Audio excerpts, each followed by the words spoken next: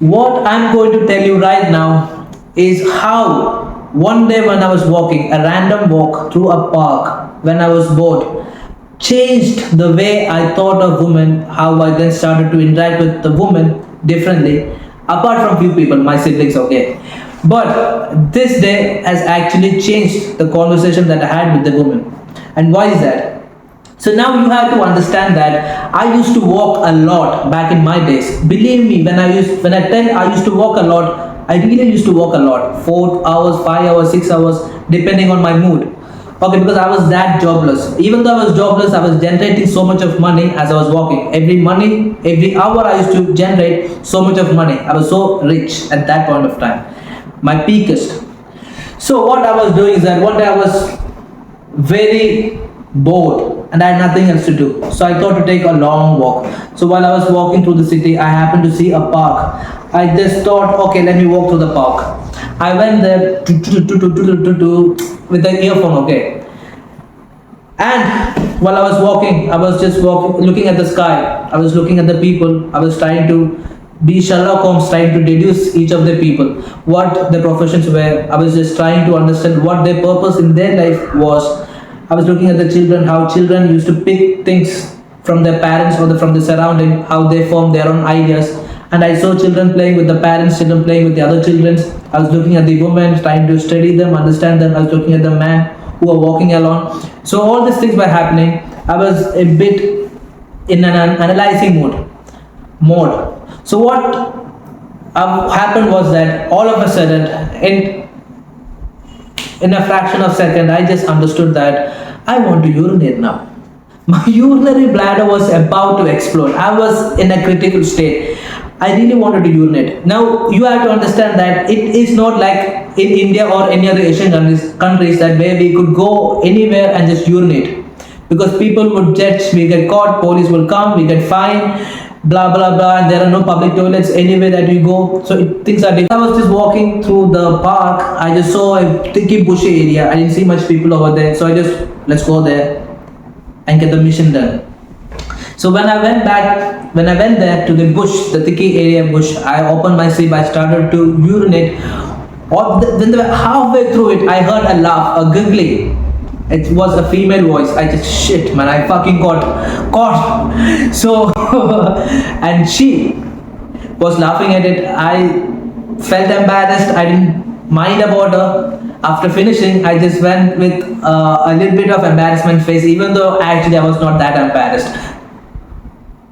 It's boys. Who cares? Who cares? So what happened is that I went to her and I introduced myself. I asked her name. She told me her name. She told me that she was a Russian girl, and she came here for a visit because her dad is on a business meeting with some other guy in London. So she came along with him, and he did some diamond business, some collaboration. I have no idea. Anyway, she tried to explain to me half the things I understood, half the things I didn't bother. All I did care was to flirt with her, and she actually kind of looked good, okay. But the thing was that she's taller than me. I'm 5'7". She was like 5'9". On top of that, she was wearing heels. So I was just feeling a little bit embarrassed. But anyway, you have to understand that whenever I go for a walk, if I actually see any woman who's walking past by yours, and anyway, if she's married or not, I don't care. If I found her attractive, I would immediately go to her and just tell her that I actually found you very beautiful. I thought you were very attractive, and I just wanted to say hello. Sometimes it's planned, sometimes it's very spontaneous. And if its conversation goes really good, I take them on a spontaneous date. You have to understand that I had so much of money just coming in every hour that I was walking. So it was easy for me to give any of the best drinks or anything that I could provide in those areas, depending on my mood and my time, right? And their circumstances also, if they also have to be free. So I immediately started to escalate things, conversation a bit more flirtatious, and she understood that I was actually trying to hit on her, being flirtatious. And now she tried to be a little bit more defective. She's trying to do a defensive method, but as being the master of female psychology, I understood that. But what caught my interest was that she was actually sitting alone in the park looking at the sky, and beyond, and there was a river next to our area. Now imagine this is a slope, and then this plane is there. Behind us, people were walking, students were playing, everything was happening. But here on this slope, we had our space. There was no one where there with us. It's just we were alone. And next to there is a big river, and there is a view. Beyond that river, we could see tall buildings and cities. So it was a perfectly aligned place. Everything was smooth. It was romantic. There were cold air, wind were breezing. So it just looked very romantic. So I also felt a bit romantic. And she was in very deep philosophical mood, in a creative mood, we could say. She had a book where she had a pencil. She was just drawing the things what she was actually seeing, right? So, and she showed me some of her pictures in a book and in a phone. Most of the things I didn't understand anything, just like the Picasso images, right? They just scatter everywhere with the paint. They had some meaning. I didn't know any meaning. Now, as we talk more about this, I understood that she had a bit of inferiority complex, because I also came to know that her age is actually 16. I thought she was like 19 or 20. Now in Europe, you have to understand that some of the girls at 14 or 13, they develop their body physically very much higher standard compared to the other nations. For some hormonal changes, I don't know. But I thought she was actually beyond the legal age. But anyway, in UK, 16 is a legal age. But I never thought that she was that young, and I was shocked. So once I started talking to her, I actually understood that she had some inferiority complex, because she was actually too tall for her age. Most of her classmates are shorter than her, and because of that, she has no boyfriend. She actually thought that she was not that pretty. In fact, I actually thought she was very pretty. She had this blonde eyes, green eyes, and yeah, there was something wrong was there, because I could understand that. Yeah, she had a small little girl's face, but a very tall satire. But I told her that once you are like 20, 21, your right age, you will actually develop into like a butterfly. I could actually see someone's future at certain times. I also told her that I would make her one of my wives once I also become very famous, right? So she'll also become very famous. I told her that she was very good at in what she was doing. She was very creative, she was very artistic, and she had so much of other plans, her dreams. She wanted to be famous for some reason, I don't know. So I told her that she would be one of my wives when I grow up. At that time I was 24 years old, she was 16. Now I was 23 years old, she was 16. And she suddenly asked me out of the blue, she asked me, what is the purpose of life? And I was just shocked.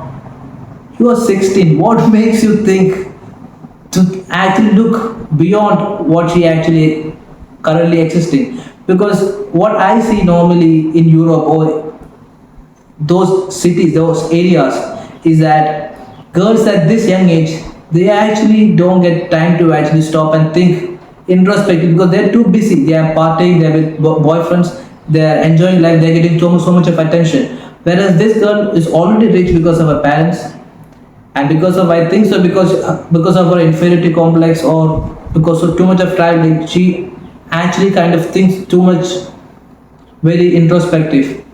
And anyway, she actually shook me. I actually never thought about it up until that point.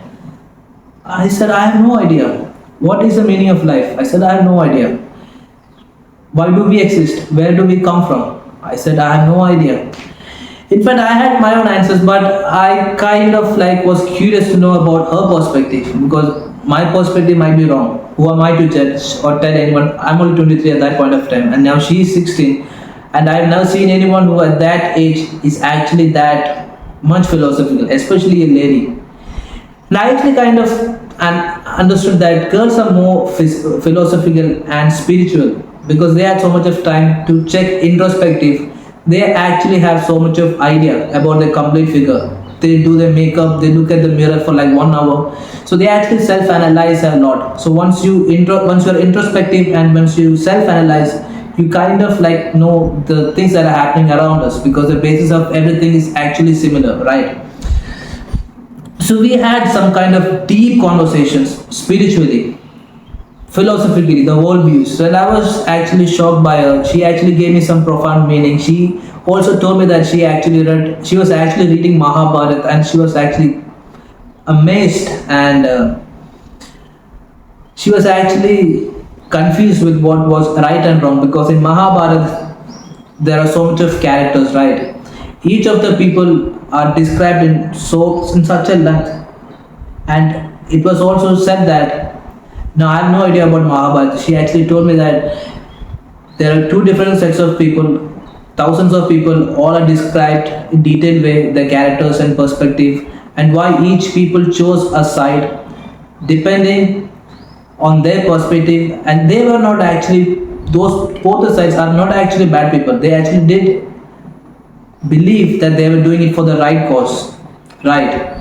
So she was confused about the right and wrong. She was asking me what is right, what is wrong, what those people are doing is right. Do you think so?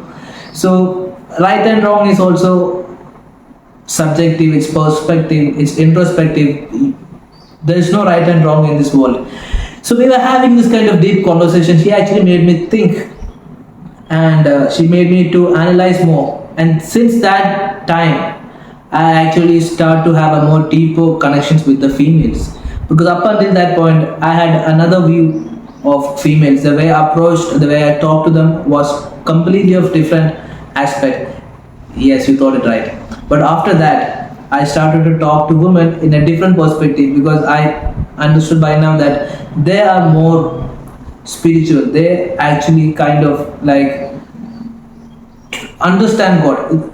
Their understanding of God is completely different. That's on a devotional level. But do they actually believe in those things? No, because they are also like a children at the same time. Because they, even though they believe in a religion, even if the religion says it is wrong, still they do it wrong. But without having that kind of guilt we men have.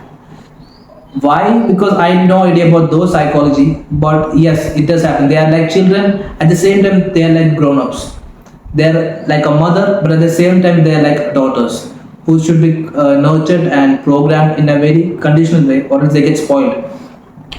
So what I meant to say is that women are actually more introspective, and therefore they have so much of ideas and different kind of unique perspective that we men don't have, and they're also very intuitive.